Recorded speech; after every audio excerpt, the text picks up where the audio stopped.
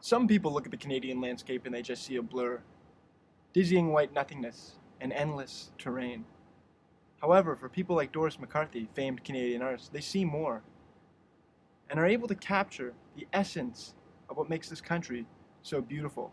For years and years, she spent her time painting the wilderness of Canada and seeing the things that other people couldn't see. Art collector Alan Bryce is putting on an art show to celebrate the works of one of our finest and most underappreciated artists.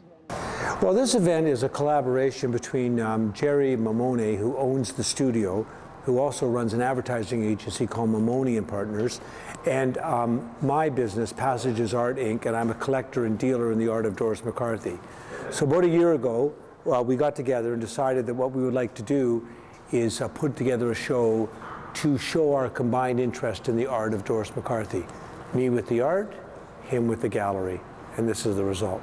In the 70s, my wife's aunt was a commercial artist and worked in the Merton Gallery, and downstairs they had a show of Doris's Arctic images in the mid-70s. And she came back and told us that she had just seen a show of a great artist and that we should collect this artist.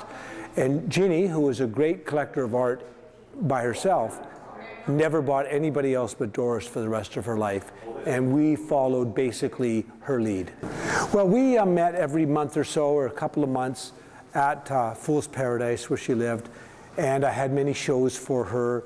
So we had a very, I wouldn't say sporadic, but we had an intense relationship every now and then. And we would talk about the art market and her place in the art market. And one of the things that she particularly talked about, and I talked about, was how that she was basically underappreciated.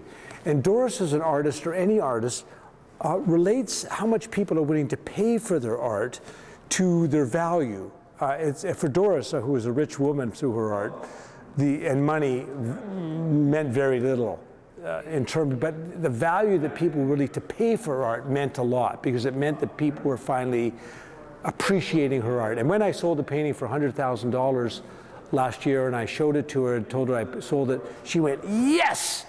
And she didn't get any of that, but she recognized that now her paintings are being accepted. I have no doubt in the future some of her paintings will sell in the millions.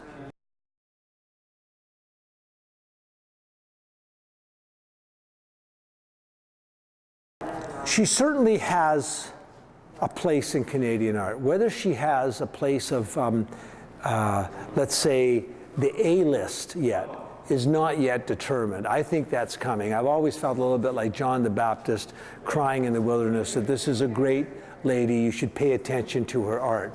And recently, with her shows at the U of T and in Scarborough this summer, there's been a lot of curatorial interest in her art, looking at it from a new way, looking at it in a different style with more appreciation. Just from the sheer number of articles that have been written about her, her 100th birthday, her shows, and then her death, I think there's been a tremendous raising of the level of consciousness of Doris as an artist. And I have never had, and do not have now, any doubt that she will be among the hierarchy of great Canadian artists, whether now or in the future.